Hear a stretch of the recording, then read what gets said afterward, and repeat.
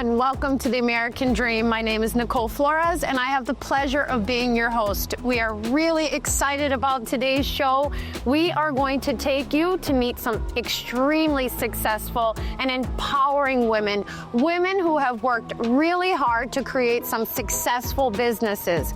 Between their innovation, their drive, and their persuasiveness, these businesses are something to see. Come on in while we go and check out Chesa's Bistro.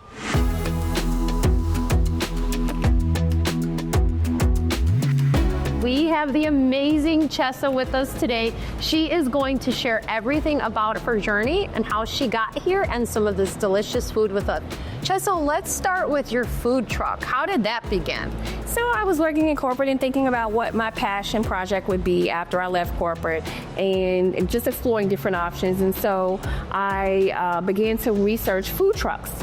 And so I found an abandoned food truck in Chinatown. So I tracked down the original owners, purchased the truck, and then I started my gluten-free journey by making it a gluten-free truck. With being celiac personally, can you tell me how the whole gluten-free started? So when I was pregnant with my daughter, I discovered that I had celiac disease and I was extremely ill.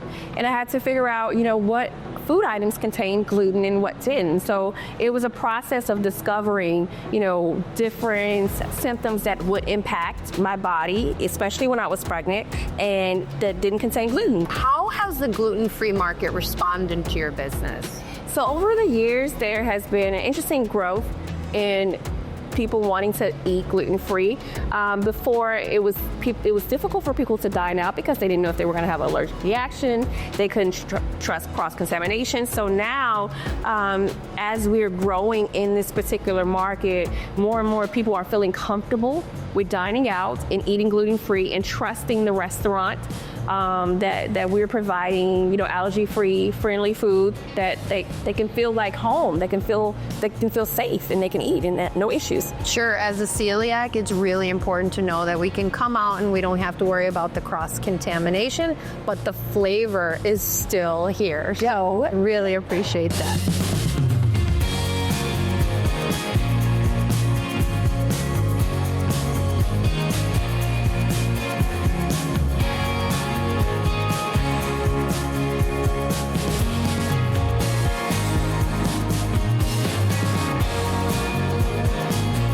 It's been great spending time with you here at Chesa's, and while we have full bellies, let's head on over to New Book Joy. See you there. We're here with Connie, one of the owners, and she's going to share some of her story with us. So I'm one of the 3 co-owners. There are 3 of us who are teachers, 2 who are high school English teachers, and I'm a reading specialist. And my cousin in marriage is one of the business partners, and she and I used to sit at family gatherings and talk about books all the time. And eventually it led us to decide we wanted to create a bookstore and a community space where people could come and talk about books. New Book Joy is definitely more than a brick and mortar here, Connie. You have to tell us. I see you gals all over the place. You're at farmers markets. Mandy's at a pop-up today. Tell us about this. Yes, we like to bring our boutique out to other communities as well. So we'll do grown-up book fairs at breweries and wineries and restaurants. We will do the farmers market. We love to have story times and do things in lots of different communities with our bookstore. Your space here and how you have the 2 floors, right? You have this hidden little agenda up here where we can hide out and read some books, and then you have the store located downstairs. With the limited space, how do you choose the inventory that you're going to have on display?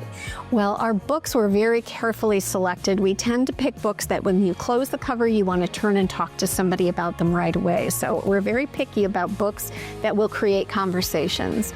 The other thing we do is we carry a lot of small business items from places like Edgebrick Candle, which is a local Chicago place.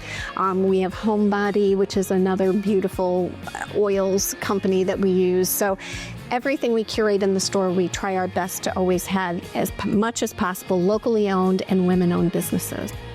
I have to know more about these gift boxes. These boxes are all over the store and definitely fan favorite here. But tell us, let everybody know what these boxes are about. Yeah, so we know people love to give a book as a gift. They don't always know what book they want to give as a gift. And we also like to put lots of goodies around the book that we send. So we have newborn boxes where we have a book for every month of the first year of life that is handpicked to the developmental stage of the child.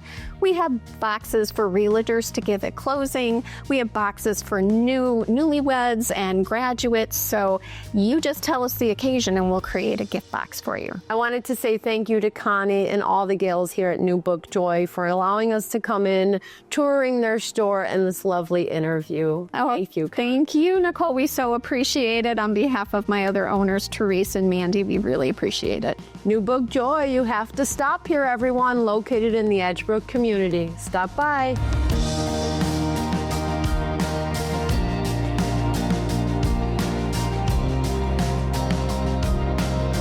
Thank you for joining us on The American Dream with this inspiring story of these empowering women. And remember, every dream begins with one step at a time. Continue to make your dreams come true. Until next time, I'm your host, Nicole Flores of The American Dream.